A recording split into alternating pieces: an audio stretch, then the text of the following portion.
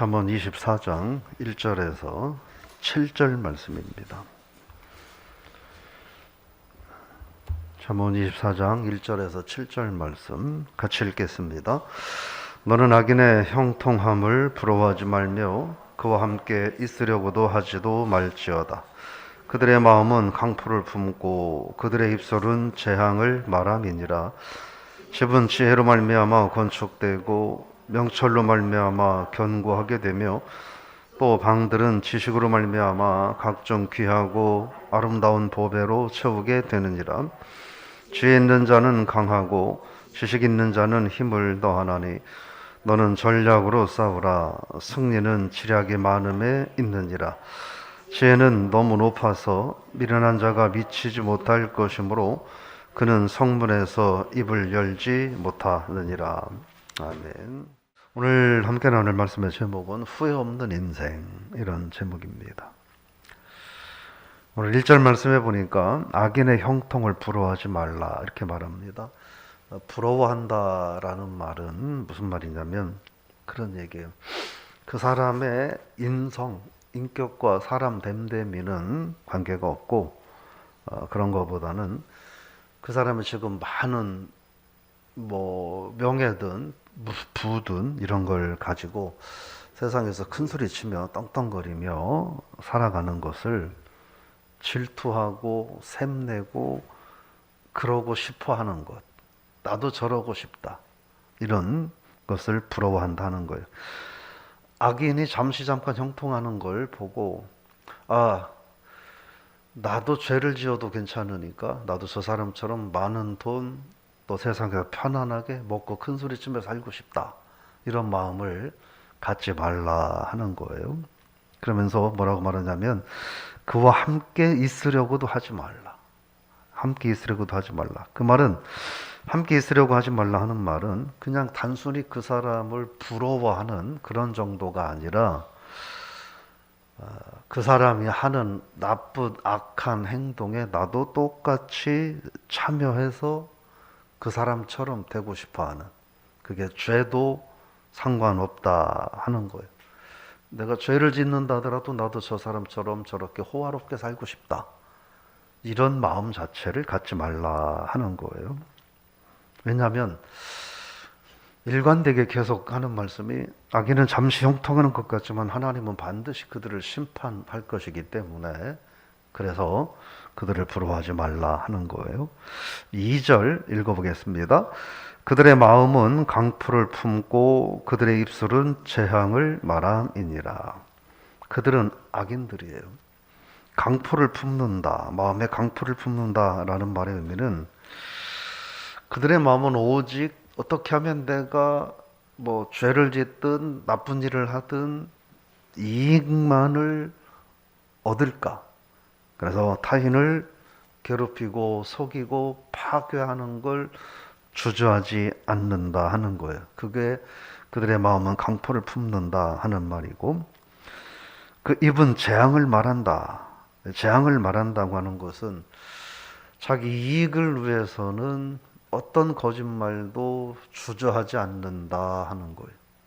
사실 세상에서 이런 경우가 많잖아요. 자기 이익이 되면 거짓말을 그냥 밥 먹듯이 하는 사람도 많잖아요. 교회 다닌다고 해도 교회에서 상당한 직분을 갖고 있어도 내 이익 앞에서는 거짓말을 얼굴 색깔 하나 변하지 않고 하는 그런 사람들도 많이 있습니다.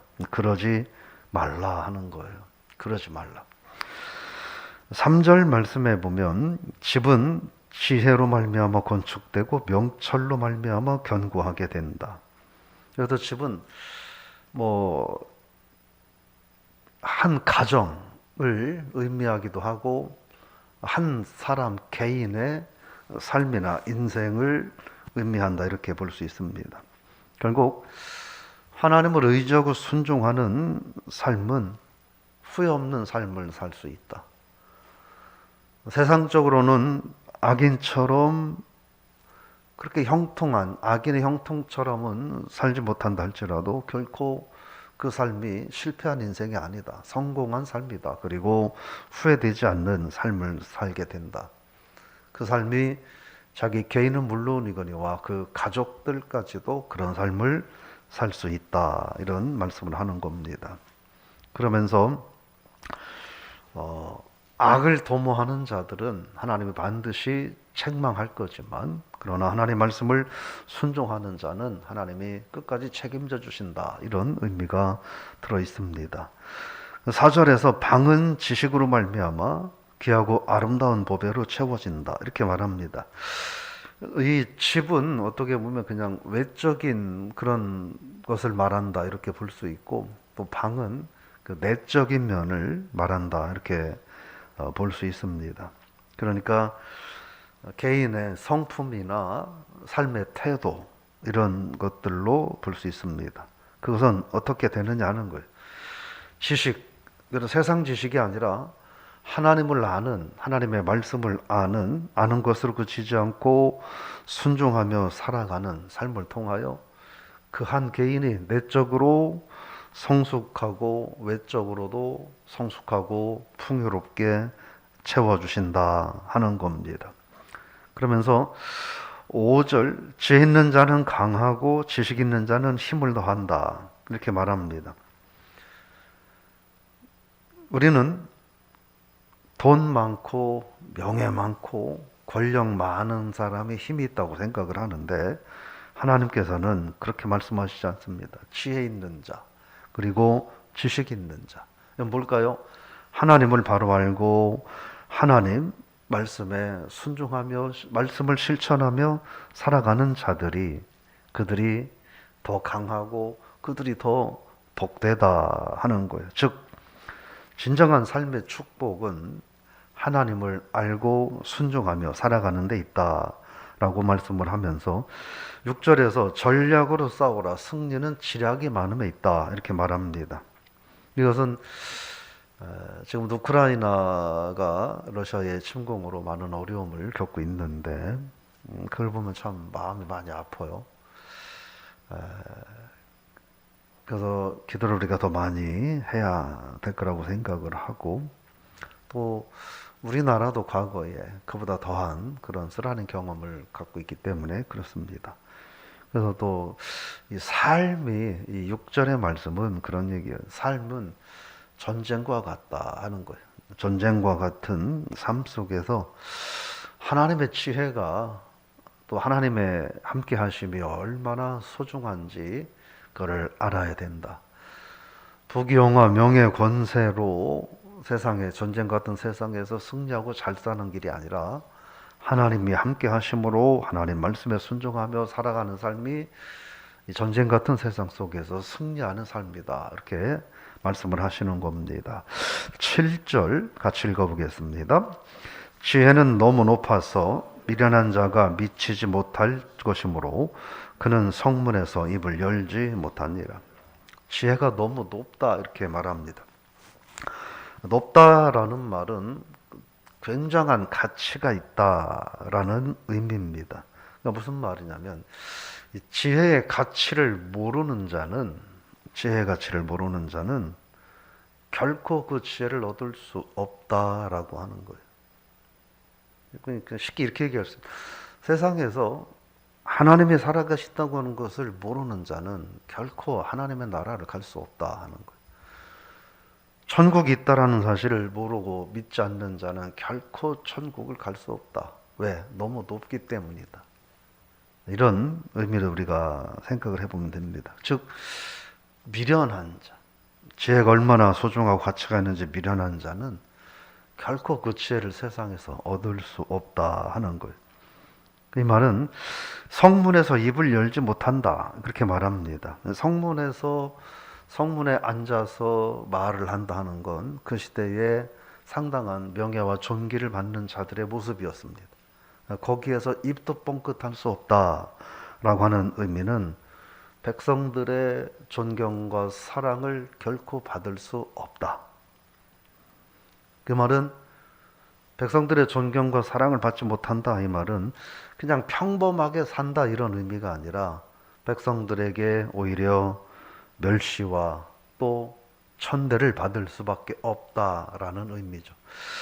우리가 천국에 간다, 하나님 나라 간다라고 하는 말의 의미가 두 가지 의미가 있는 거예요. 하나님 나라 가지 못한다라고 하는 의미는 무슨 의미가 있냐면 그 사람은 영원히 꺼지지 않는 지옥 형벌 속에서 영원히 고통스럽게 산다라는 의미가 들어있는 거예요.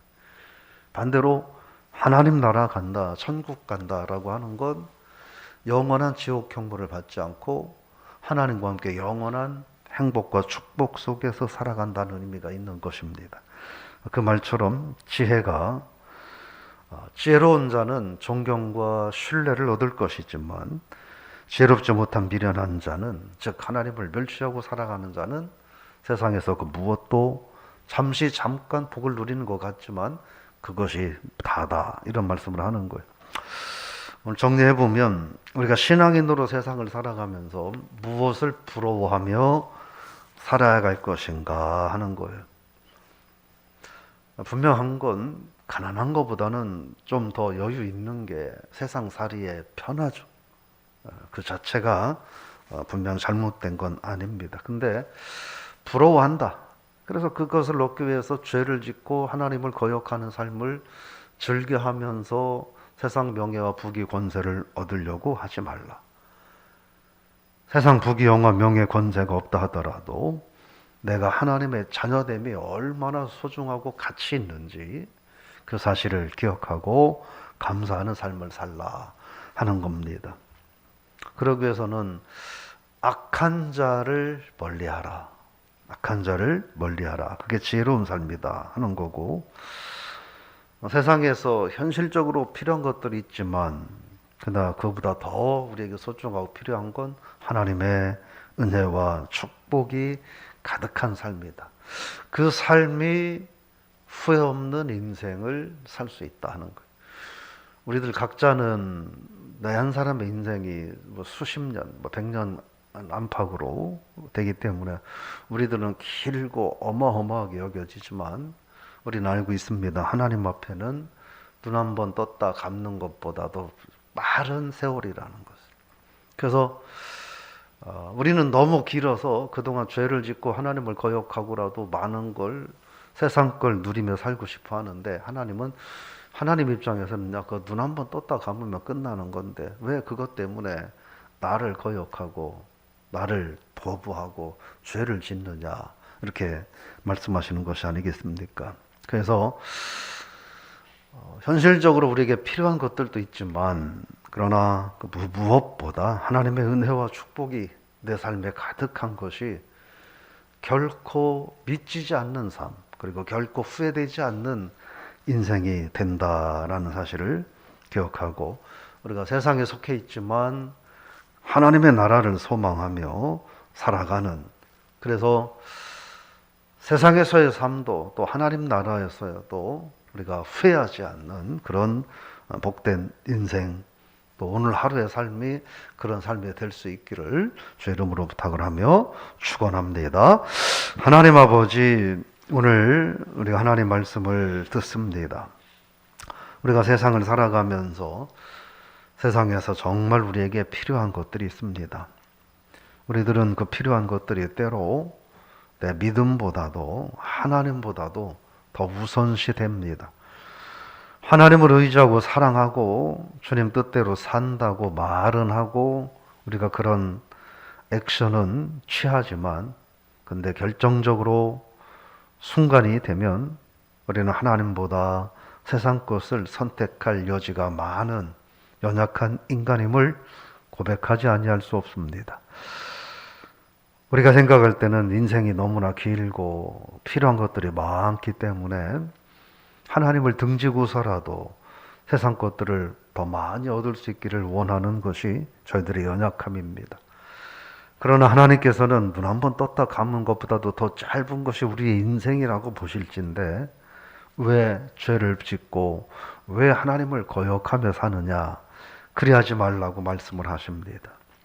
그 지혜가 너무나 높아서 믿는다고 말하는 저희들조차도 깨닫지 못하고 가까이 하지 못하며 살고 있는 것은 아닌가 되돌아보며 오늘 하루 저희들의 삶이 후회 없는 삶이 될 수 있기를 원합니다. 하나님 앞에 서는 날 내가 그때 왜 그랬을까 탄식하며 후회한달지라도 이미 돌이킬 길이 없기에 하나님, 우리가 세상에 사는 동안 오늘 하루도 하나님 앞에 선다는 마음으로 하나님 앞에서 후회하지 않을 인생 살아가는 저희들이 되게 하여 주옵소서. 사랑하는 가족과 함께, 또 사랑하는 이웃 지인들과 함께, 또 성도들과 함께 살아가면서 세상 것만 바라보지 아니하고 하나님 나라 바라보고 결코 후회되지 않을 인생을 사는 오늘 하루가 되게 하여 주옵소서. 특별히 또 오늘 수술 받을 예정에 있는 김명옥 집사님 하나님 기억하여 주셔서 집단은 의사들에게 은혜를 더하여 주셔서 하나님 경험이 없는 그런 의사들이 집도하지 않고 경험 많은 실력 있는 의사가 집도하게 하시고 조금의 실수나 조금의 잘못도 없이 집사님 잘 수술하고 잘 회복하고 또 수술 이전에 건강한 모습으로 하나님 영광 돌리며 살 수 있도록 이 새벽에 집사님을 찾아가 주시고 위로하시고 하나님 만져 주옵소서. 특별히 우리 이창건 집사님 원하지 않는 질병으로 인하여 어려움을 겪고 지금 혈압이 너무 많이 떨어져서 의료진들의 생각으로는 조만간 운명할 것 같다고 말을 했다고 하는데 하나님 인간적으로 너무나 안타깝고 너무나 아쉽지만 그런 하나님의 또 뜻과 섭리가 있을 줄로 믿고 우리가 하나님의 뜻을 다 헤아릴 수 없기에 하나님의 선한 은혜를 구할 뿐입니다. 하나님께서 우리 창건 집사님을 긍휼히 여겨 주셔서 집사님을 향한 하나님의 뜻 온전히 이루시되 우리 집사님에게 고통이 없게 하시고 또 가족들에게 하나님 상처가 되지 않도록 하나님께서 은혜를 허락하여 주옵소서. 오늘 또 믿음 안에서 승리하는 삶을 살아가는 우리 모두가 되게 하시고 다시 한번 하나님 앞에 부끄럽지 않은 인생 살아가는 우리들 모두가 되게 하여 주옵소서. 예수님의 이름으로 기도드리옵나이다. 아멘.